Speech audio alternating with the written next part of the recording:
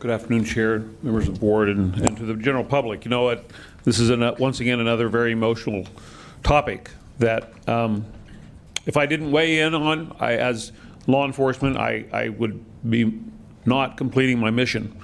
You know, one of the things about cannabis, marijuana, whatever you want to call it, every year the questions are the same. Every year the answers are different.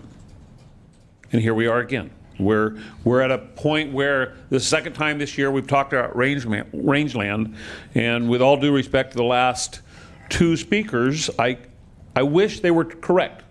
I wish the vast majority of growers were responsible and respected our land. But as sheriff, I can tell you that's not true.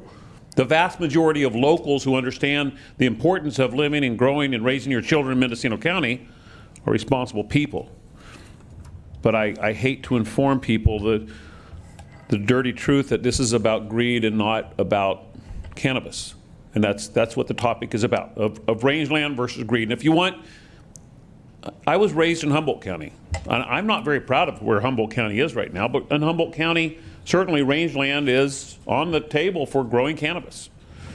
Google Earth Humboldt County and see if that's the county that you want to become, because that's where we are. Let's talk about the prices right now, and prices of cannabis change off and on. The price of legal cannabis right now, so grade A, organic, no pesticides, is between $1,000 and $1,200 a pound. Illicit is between $700 and $900 a pound. That sounds like, you know, the clean stuff is better, but that's not the way to look at it. But because organic food costs more, because on non-organic you can get a lot more product. So on non-organic cannabis plants, you could get 10 or 15 pounds on a plant, but not really with the organic that they're talking about. So the prices of $700 to $900 a pound of illicit marijuana is driving this conversation. No one's saying that there's a shortage of cannabis in this county, and no one's saying there's a shortage of land to grow cannabis in this county. So then why are we having this conversation? And to the two supervisors, so the 1st and 3rd district, who have the vast majority of rangeland, I'm looking forward to hearing what you say about this, because this is going to affect your district and your constituents more than anybody else. And for people who don't know, the sheriff's office is the enforcement agency, but the planning department is the legislative and the licensing agency. And there's not as clear communication as there could be. So my time's up. I certainly have lots of questions. You know, how's the Williamson Act going to play on this? Are people going to get a tax break to grow cannabis? It's an interesting question. Good question. I think the voters should decide. This is such an emotional decision. This is something that needs to go in front of our voters and say, do you want rangeland in this county to be turned into cannabis? Thank you. Sheriff, I think the 3rd and the 5th district have more rangeland than the 1st. So Supervisor Williams? Therefore, I have a couple questions for you. Oh, okay. Well, my time's been reset, so thank you. Yeah.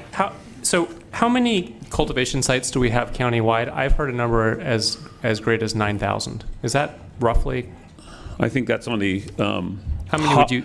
Well, if you include, if there is such a thing as mom and pop, maybe you're in the right category. Okay. But if you exclude backyard grows, then I think that we're more in the area of 5,000 to 6,000. I'm including them. Let's go by the letter of the law. How many are on rangeland?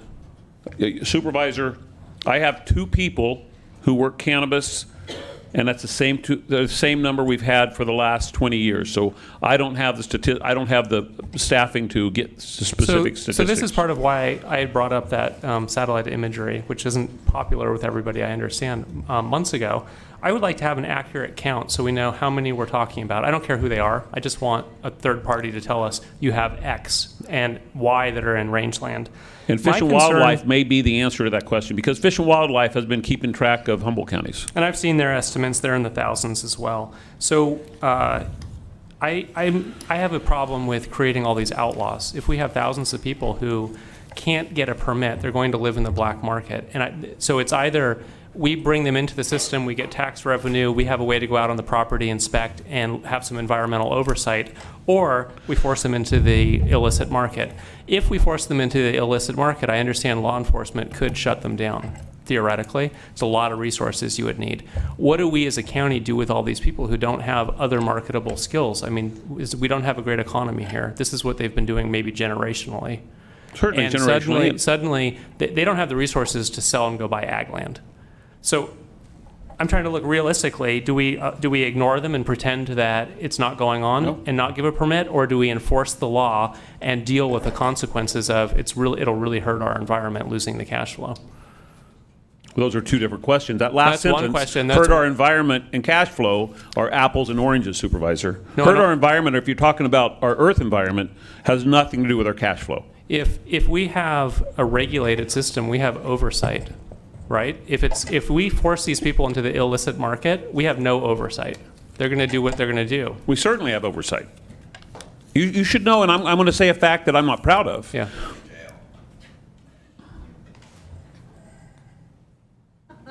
I think you already had your turn, sir. Thanks. And to get rid of the cat calls, say, I want you to know only 4% of our county inmates are in there for marijuana. So I don't want people to think I want to throw people in the jail for growing marijuana, because I'm not. I was raised in Humboldt. I'm the sheriff of Mendocino. Yeah. Certainly marijuana is part of the cultural fabric that I believe in. However, sir, with the staffing that I have, and I've never come to you and asked for more staffing, we estimate that we eradicate approximately, now listen to this, how I'm saying this is very important, we eradicate 10% of the illegal grows that we know about. Think of what I just said. 90% of the grows that we know about, we don't eradicate because we don't have the staffing. And that's precisely my concern, that we're leaving all of these unregulated grows, no environmental oversight and no tax base. I have a suggestion. Yeah. Once we get caught up in permitting, once all these permits and applications have been approved, then let's have this conversation. But what we're doing is we're saying, and I'm just going to take a guess here, 75% of the applications are still going through the process, but now let's get some more applications in. And we're losing money every day because this is not something that Mendocino County, the business plan, is working on. No. We're losing money every time, and so now we're saying, well, let's just grow more to lose more money. And to be quite honest, sir, that's exactly what I'm hearing, because let's at least catch up to where we want to be. And I'm not up here saying don't grow marijuana. That's not what the sheriff is saying. What I'm saying is let's catch our breath and let's figure out the questions and let's make sure the answers are known to all. Instead of in the middle of December with 4 or 5 days notice on this very important topic of changing the general plan. It's almost an end run around the general plan. The general plan needs to be evaluated. And some of these things that are rangeland, certainly, I'm not going to disapprove of people growing on them, but maybe the zealous zoning that we had 20 years ago has put us in a position where we're having this conversation today. So I think we mostly agree. My concern is if 90% of cultivation is illicit today, the metric of success is having 100% compliance. Cartel grows, gone, eradicated. We don't need that in the county. Small farms in a regulated system. How do we get there? And if we don't allow rangeland, and we have people growing on rangeland today, we're creating a situation where we're turning our backs on a whole lot of outlaw activity. There's 2 reasons why people comply with the law. Number 1, they don't want to get caught. Or number 2, they just want to make a whole lot of money and get away with it one time. And so that's who we're going after. We're going after the greedy people, the ones that are screwing up the land that you and I, as first responders, protect. But if we're not winning this battle until we get all the rules set. And to piecemeal this, going against our general plan, sir, puts the rest of the county into a quandary, saying maybe we are the county of marijuana and not the county of Mendocino, because we're different. I don't want the state of California to drive this decision. I heard a topic today during the first part of this of, well, you know, the state wants us to go along with this. I could give a damn about what the state of California wants, because they don't run this county. You, I, and the voters run this county. And we don't see the state of California coming in here saying, what can we do to help people and get in compliance with marijuana? They're saying, well, we're going to send to the water board, we're going to send to Fish and Wildlife, and all these other bureaucratic hoops that we're left holding the bag And at the end of the year, when the rain clouds come in, we're the ones who live here, and they're happy in Sacramento. So I'm about to hit my quota and be muted. Last I am too, question. so. If we have people cultivating on rangeland today and they've been doing it for years, and we don't have a pathway to give them to issue a permit, where does that leave us? You're saying that That's we a want really them fair to question. come in. We want a grandfather in the. How do we do that if they're categorically not able to apply for a permit? Then allow a permit where it can be approved on a one-to-one basis after we go out there. But to blanketly say rangeland is approved is not helping the problem. That's turning our head and saying, well, we don't have to worry about that anymore. Let's think about something else. And So- we do have to worry about it. So would you agree with the compromise of grandfathering in the ones that can show they've been doing it there for years? We just want to bring them into regulation, but not allow more? I would go with that compromise, sir, if their building or their application has been inspected, their land has been inspected, and they're actually going through the legitimate process. Believe it or not, this is going to make people behind me very uncomfortable. There are people in this very room